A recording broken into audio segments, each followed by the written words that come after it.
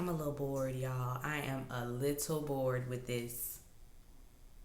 We gonna see. Let's get into it.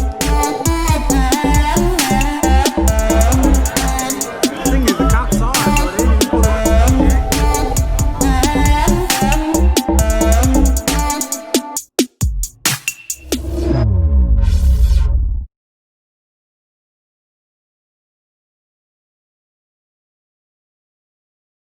Welcome back to the channel. Thank you for clicking on the video.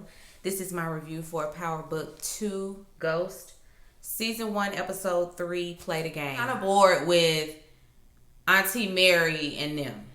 And Zeke and them. And Diane. Like, I don't really care about them. Like, either give us what they got going on, or I can do without. Like, this could have just been about Tariq selling a little drug here and there. And, you know, trying to get Tasha out of jail. You know, it could have been more about them and less about Auntie Mary and them. Because I don't care about it. I don't care about GTG, whoever that is. I mean, I guess I should care. Let me say I care. This isn't Power. I shouldn't expect the same thing. This is new. And it's something else. I wasn't here for this episode, though. I'm going to let y'all know that, which is why this review is coming to you now and not sooner, because I just watched it. Like, it took like 2 days. Anyway, we open up with Kane and Drew. They riding around the block, you know, collecting their coin. I guess from the corner boys, people that they have working for them, they're, you know, collecting all of that.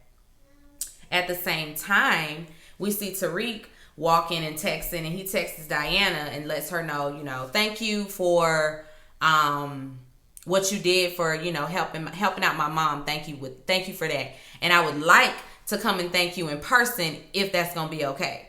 And she doesn't text back, because at the same time she's, you know, reading her message, Kane and Drew come back in the house, and she looks on Instagram and sees on Instagram Live that little crew, the GTG crew, that they are on there celebrating and, you know, drawing unnecessary attention to themselves. And they know it's going to be an issue. They know it's going to be a problem.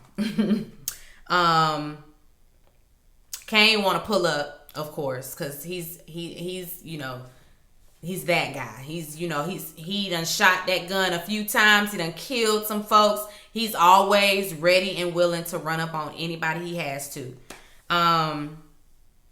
Drew, you know, he's the calm, level-headed one. He's the one with the moral code. Because when they were riding around, you know, collecting their money, once somebody was short, like real short, all he had was $40. And, you know, he needed an extension on getting his money. And, you know, Kane is no nonsense. He don't play them games. He'll kill you. But Drew was with him. So Drew, you know, was able to keep it cool, calm, and collect for the man. But next time he can't help you next time. And of course, Diana thinks that they should tell Auntie Mary. When she says that, Auntie Mary's like, tell me what? She come walking in, well, what's going on? And they show her, you know, look what the GTG boys is doing. Down to the ground. They, you know, they over there partying and parlaying and having a good time. Everybody's worried about it coming back to them, because, you know, they're selling drugs. So how you partying with the party drugs? How you got this? How you got that? Police will look into all of that, and they don't want it getting back to them. Then we see Tasha.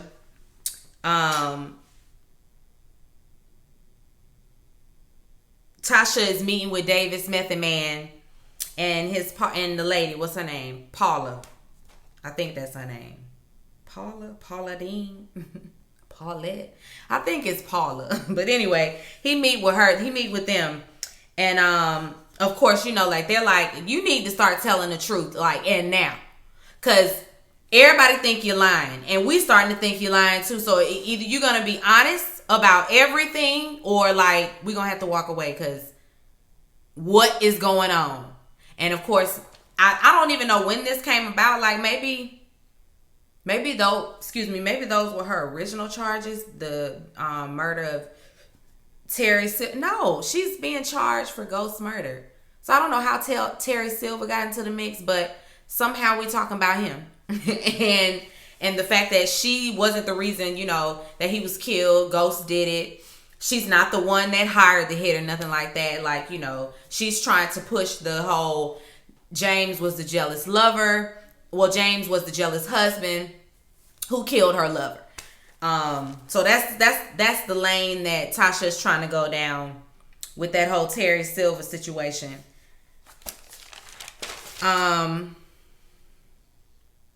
They need to prove to a jury, because Davis Method Man, tells her, listen, it ain't about the facts. We have to prove to a jury that you're not the queen pin. We have to prove to a jury what you saying. It ain't even about no facts right now. We got to be able to prove it to them. And she wants to take the stand, and of course they're like, girl, no. He was like, girl, the way you lie with your lying ass, no. No, not gonna be able to do that. You're not gonna be able to do that at all. Which is stupid. It's like, girl, you're not good. She think that she be having it together, but she always crack under them people pressure, i.e. her reason for being in there in the first place, because she could have been at home. But no, she want to be, Tasha. And so here we are. Girl, no, you should not take the stand. You better listen to them people. They know what they're talking about. Of course, the partner, when Tasha leaves, the partner is like, this is stupid. You really about to do this. This is dumb. And he's like, listen, I know, but I mean, our client don't think so. So like, we're going to have to prove to her that this is stupid. Tariq is late to class again. And this is the Oliver guy. This his class, and he, throws a little shade about him being late. He said, do you know, he quotes something from the book that they're reading, and he doesn't finish the quote. Tariq finishes the quote, and he's looking like, oh, so you read the book. Okay, well, we'll start with you. And tries to throw another little question at him to try to get him again. And Tariq is ready. He's ready. And so he got a good response. It's very, he's knowledgeable of the book. Like, it ain't coming from no skimming. My man's read the book in its entirety this time, so you can't stump him with your questions. And when he gives his response, he ain't like that. And is he a Dr. Reynolds or just Professor Reynolds? Anyway, the black man was in there as well, I guess, on his way out. His class was over with, and he was leaving, but stopped to listen to what Tariq had to say about the book. And he liked his response as well, because it was everything going against what the professor wanted him to say. It was something about Socrates, and he's like, F Socrates. He ain't no hero to me. Like, he basically, I guess, I didn't even get the title of, the book that they were reading, but apparently Socrates had done something and, was, at the mercy of the court. And he was, he was asking him, like, was that something to be proud of? Like, expound on that. And Tariq is like, nah, basically to me, I feel like he's a coward. Like, he's just one of them guys that feel like they can just get away with whatever because they're powerful men. And no, that's not nothing to be, proud of or anything like that. Like, that's a bad trait to have. Like, Tariq, he was going completely against what the professor, was trying to get him to say. Speaking his truth and speaking his mind, like he's not gonna, and see, had he went to a HBCU, we welcome that. Down to the HBCUs, we welcome that. Wouldn't no professor challenge what you got to say unless they're trying to challenge you to think, a little bit deeper, or to, come at the whatever the topic is in a different angle. That's what we do. But they would have never tore him down, because he told him his response was remedial.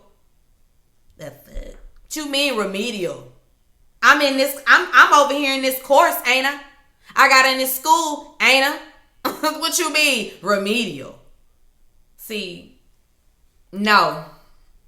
Nope. It wouldn't have happened at your HBCU. Like, yeah, the professors, some of them will cuss you out. They will gather you and get you together. But most times you need it, and it's like it's coming from your mama or your daddy. So or your aunt or your uncle or your brother, your big sister. You know, like, it just feels better coming from them than it would coming from them, you know? So, yeah, send your kids to an HBCU. It's plenty to choose from.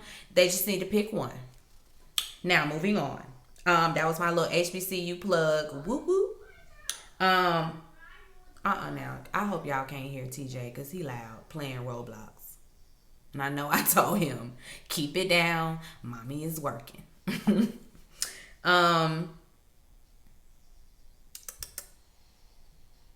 Tasha is, wait.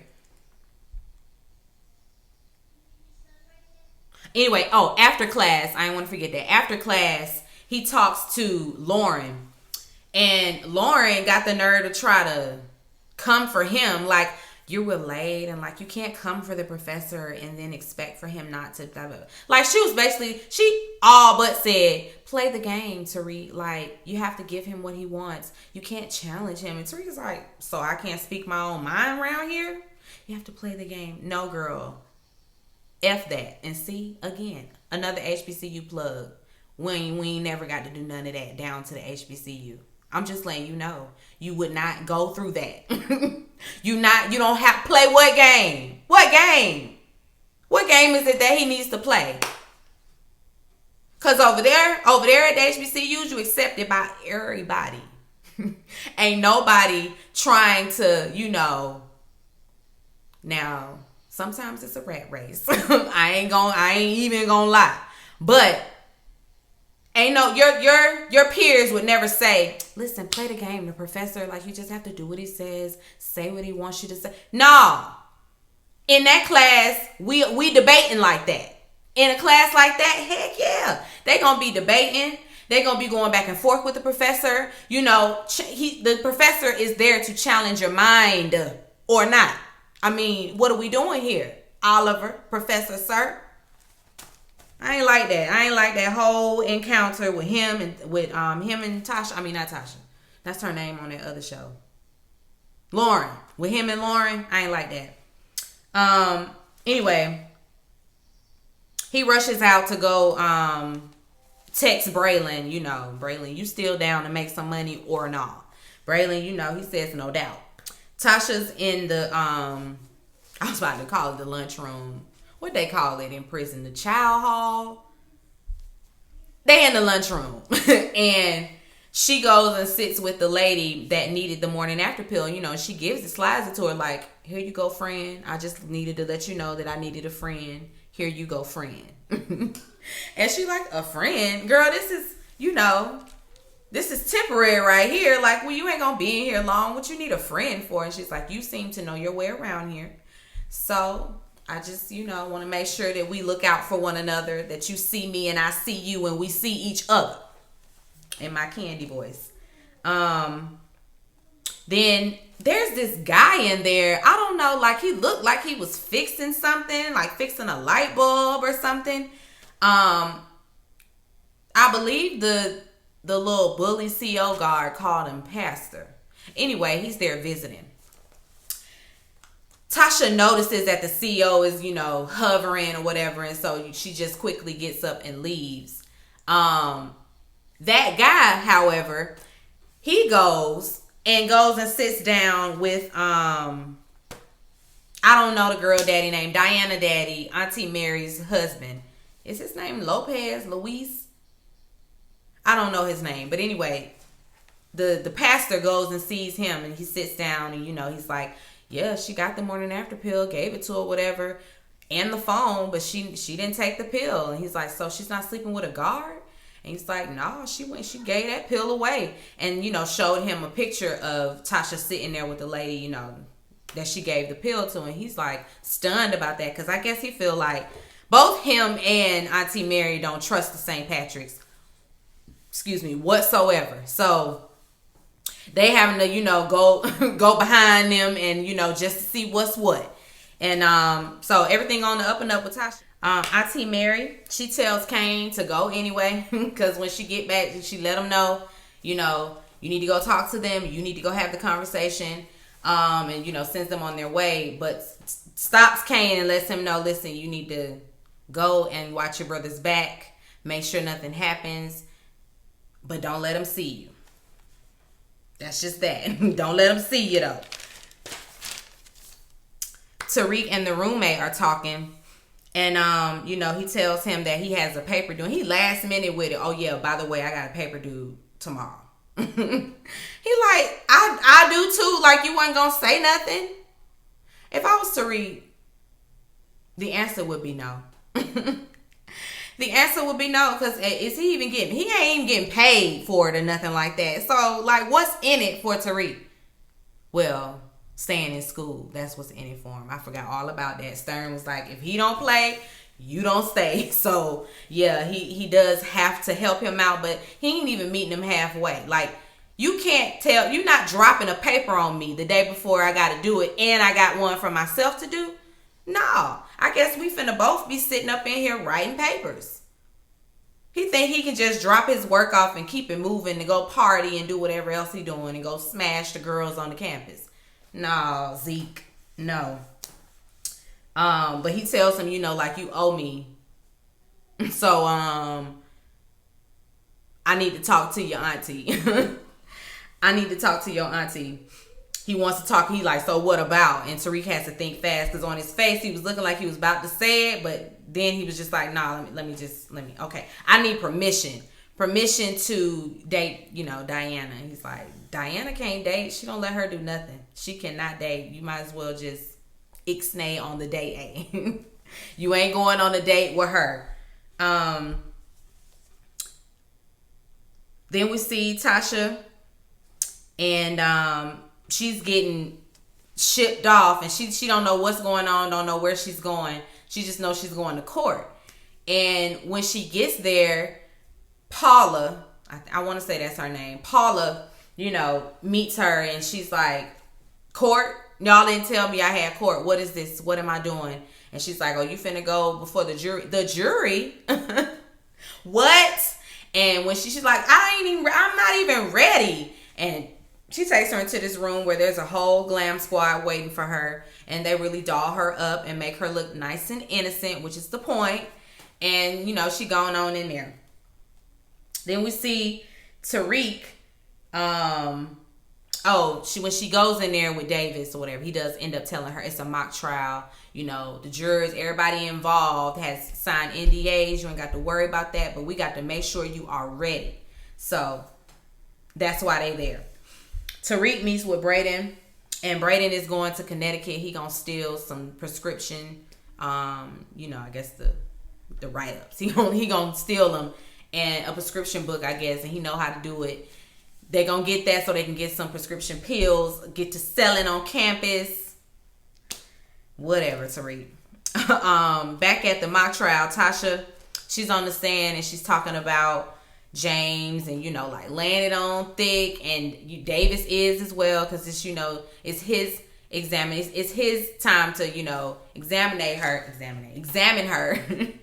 And she does okay, she does pretty good, but there's still the cross-examination that has to happen, and that's the next day. But Auntie Mary and Diana are walking into the basketball game, and they're talking, and Diana want to go back to school. She want to play basketball too, and Mama like, no, you gonna be right here doing the family business. And she's like, why? Why I gotta do this? I want to do this. I want to do my own thing. She's like, no, the family is your business, and that's what you're gonna be doing. So it's no nonsense with her. Like, I don't even know what Diana's purpose is. Like, you got her not going to school, doing nothing. What is she doing? What's the plan, Mama? For her to be the trap queen? No, ma'am. Then we see, and she tells her to stay away from Tariq. Talking about everybody who gets near him or around him end up dead, and that's not gonna be you. Zeke is in there back in the locker room talking to a coach, and one of the other players who's a hater, boasting about him being on probation and you ain't coming back, and all of that. Coach tells him, oh, nice to see you here. I mean, you can't suit up and practice or nothing like that, but do you think you're gonna be back for the next game? And he's like, oh yeah, I'll be on by then. Okay, cool. Well, the least you could do is, you know, do a little press after the game, you know, a little post-game press. He's like, press? I'm here to play. If you want to go to the NBA, then you're going to play the game. That's a part of playing the game when it comes to that. Like, you're going to have to talk to the press, show them you're a star. So, Zeke, I'm sure he ain't got no choice. Tariq runs into Auntie Mary, you know, on the way into the game, and she kind of, you know, and Mary, girl, I'm gonna need for your expression to be something other than this. This is how Mary looked in any scene, with any emotion. This is what she giving. And I be thinking, why so serious, Mary? You're supposed to be laughing. Or you're supposed to be sad, or like, give me something other than this. Please, Auntie Mary. She was like that in Umbrella Academy. Just, why you so concerned all the time? Anyway, he runs into them and she kind of iced him out like, nope, can't sit with us, none of that. Hey, bye. And when she, you know, goes to go inside, the coach pulls her to the side and they end up talking, and Tariq and Diana end up talking. And because, you know, she want to know why he ain't playing. He's surprised to see her, and, you know, she thought that he would be playing again, but so she thought. Of course, she's the whole time she's, you know, looking over her shoulder, making sure, trying to see what Diana and Tariq got going on. Then we see Epiphany, and she pops up at somebody's house. His name is Scott. He was at the party, at the frat party. He's, I guess, the campus's drug dealer. So he's a competition, I guess you could say. And Epiphany goes in there pretending to be a stripper telegram. And so she got to keep him in there and keep him busy. I don't know for how long, but she got to keep him distracted for Tariq. Drew, he goes to talk to the GTG boys. And one of them in there, I think what they call him, Lil Guap. He in there snorting cocaine. And, you know, it's a few other people in there. I guess it was a little party, a little kickback.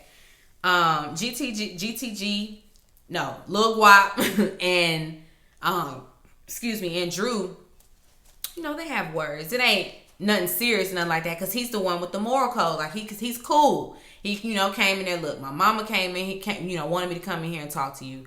We saw the live, like, that could be a problem for some of us, well, for all of us. So refrain from doing that next time, all right? And we gonna be good. And the little guap, you know, he get ballsy, and so Drew got to almost pull his gun, but before he has to, you know, Kane walk up like, and, you know, breaks it up a little bit, and, you know, they go their separate ways. But before he leave, he pull out his gun and shoot it in the air a few times on his way out. So now gunshots have been fired. So of course the police gonna get called. The police end up chasing them, and when they get to it, like, they come to this alley, and then it's, you know, it's no way out.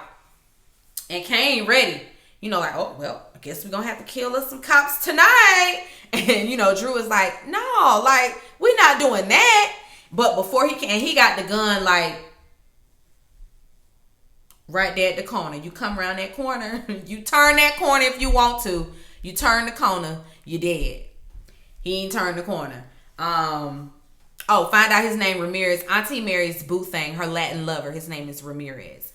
But anyway, he's one of the cops that got the call, and, you know, he knows they down that alley, but of course he got to save his life because he's smashing the boy's mama. So, you know, he tells the cop, oh, they went this way, let's go. I saw him go this way.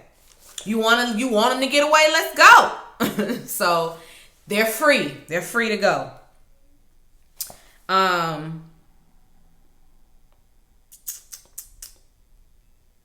At the press conference, Zeke, you know, he telling the press he gonna be back in the game. Put me back in the game, coach. I'll be back.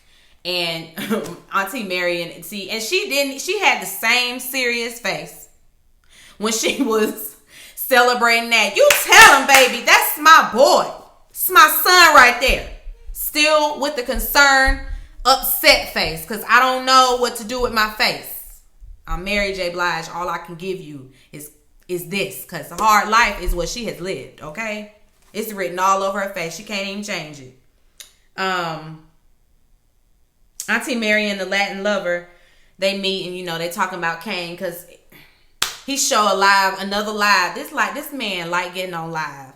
He done got on live again, and you can see Kane's Montclair coat. You can see it a little bit, and he knows it's the coat he was wearing. So he knows he was there, he knows all about it.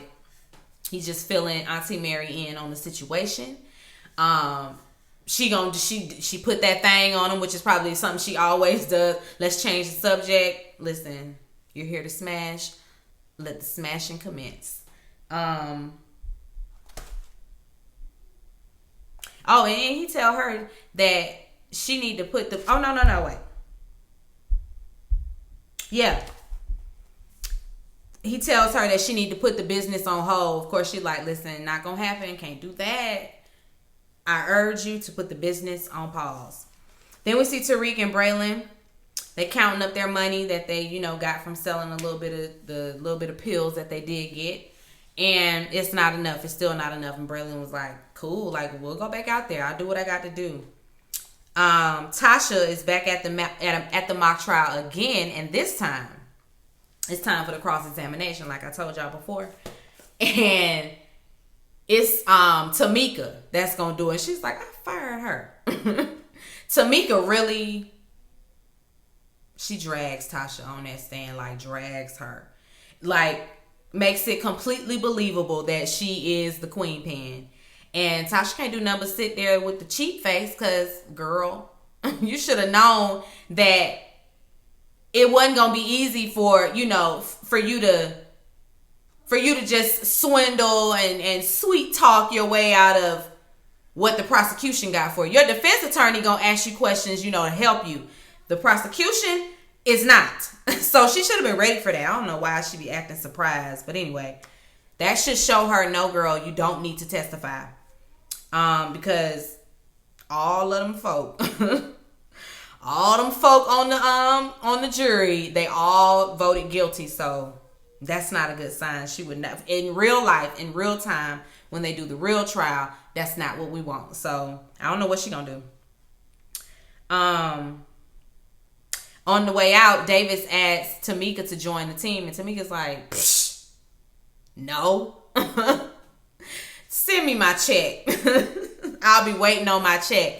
He knows that all of this mess is about sex. And because he asked her, so why was you even representing sex? Like, what was that about? And she's like, who told you about that? Don't matter. I can't talk to you about it no way, because it's confidential. So that's just that. Send my check in the mail. Address it to Tamika. Whatever her last name is.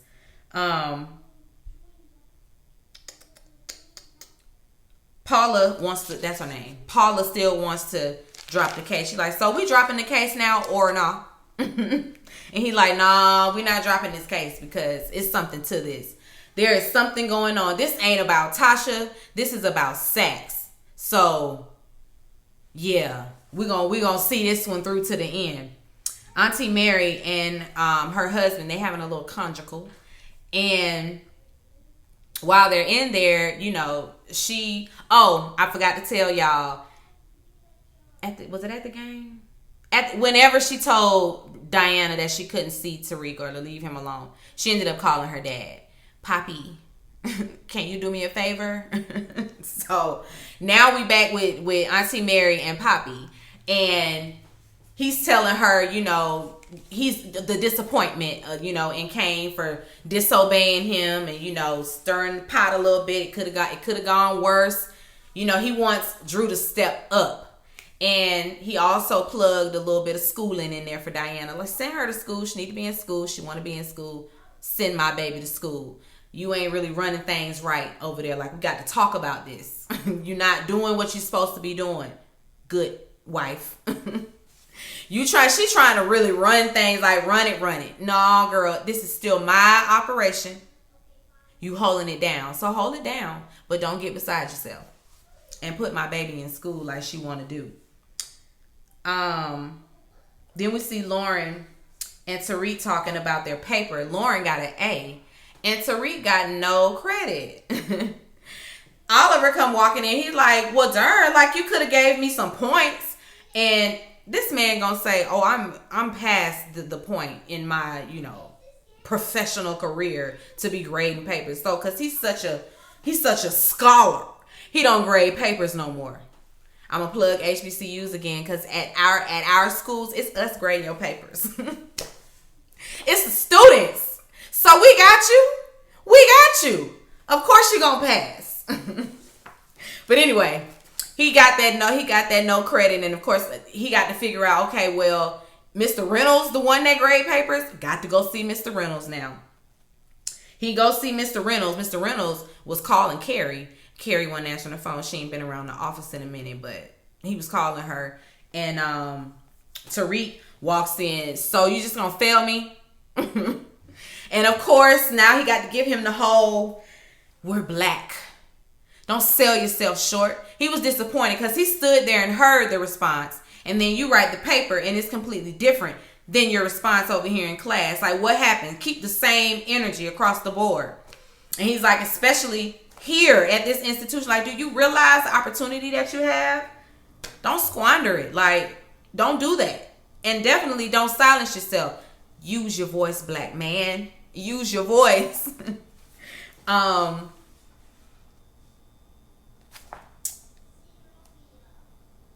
Auntie Mary, she chastised the kids, about what was going on, about the party and him shooting it up and all of that. She, of course, can figure it was Kane, because she asking them to tattletale on each other and everything. It's like, girl, you're not dealing with kids. These is grown people. Anyway, Z playing video games, and Tariq come in there, nigga, this what you been doing all day? While I'm around here trying to write your paper and mine, you playing video games. See, no. Let's establish some ground rules, because we not doing this. You gonna either do your own paper sometimes, or what gives? Because I ain't finna be around here failing. If I fail, you fail. What we gonna do, Z? You owe me. And I'm gonna cash out right now again. Call your auntie, okay? I know do you have lunch with her or dinner with her tonight? Y'all still doing that? Let me know.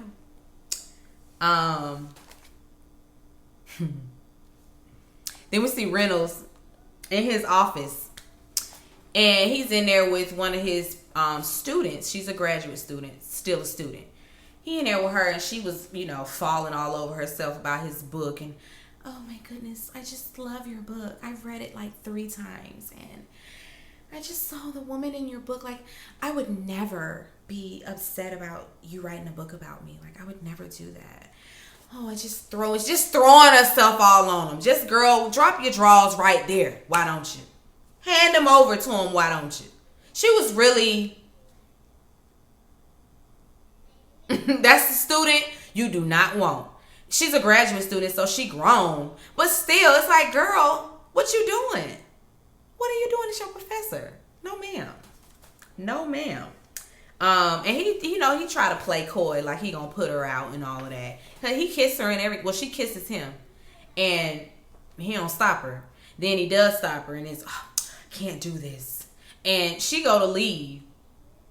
Soon as she opened the door, he come up behind her and slam it, turn her around, bend her over the desk, and take her down in the office. And some music is playing and everything. And I'm like, they just allow that. They allow that. Like, I feel like that shouldn't happen. Like, where is your professionalism? You're not in your office at your house. Turn your music down. Well, granted, they were in there after hours. I guess I'll give them that. But Carrie ends up walking into the office, and she, goes in her office, and she can hear the music, and she hear a little bumping around. She started to hear the moaning and can't even take it. She got to pack up her little laptop and go. I probably would have been like, I said, yeah, I can hear y'all. So if I can hear y'all, I'm sure the janitor down the hall can hear y'all. And ma'am, like, you trying to fail, flunk out, you trying to get up out of the school or something because somebody catch all of this, you gone and so is she. I suggest you get a room next time. I suggest you take them back to your dorm room, sis, or something. Just gonna bang it out right there in the office like you not in your office. Anyway, Auntie figures out that little sis really did call her dad because she lied and of course said that she didn't call him. She checked the family burner and on the family burner there were no outgoing calls to him. But she figured it out and found out sis got her own burner and found, and asked her for it and she smashed it on the ground, like, you can't play me. I've been here way before you were thought of. I done some things, done seen some things. You can't pull one over on me. And we see Auntie Mary, she go to pick up Zeke and Tariq is still there and she's like, you told me he wasn't here. Oh, about that. See, yeah, he need to talk to you. So I'm gonna just let y'all talk. I'll be out in the car. And of course she's like, you got 2 minutes. What? Oh wait, I gotta get my Mary face. You got 2 minutes. So what's up? He tell her what the deal is. Basically, I want to be another extension of the business. I'm trying to work with y'all. I know a little something. I'm well versed in drug selling. We can make a lot on campus because he hands her a whole bunch of money and was like, I made this in a couple of hours. Like, think about what I could do. Think about the money I could bring in for y'all if you just let me in. Put me in the game, coach. And so, Mary, I don't trust you. How can I trust you? How you do? Like, what you mean? Work for me. What you think I do? Be careful about, accusing people of being a criminal. What is it that you want from me, boy? And, she ends up, letting him on in, okay, I'll let you in. We'll try this out on a trial basis. But I'm watching you. I'm watching you, little nigga.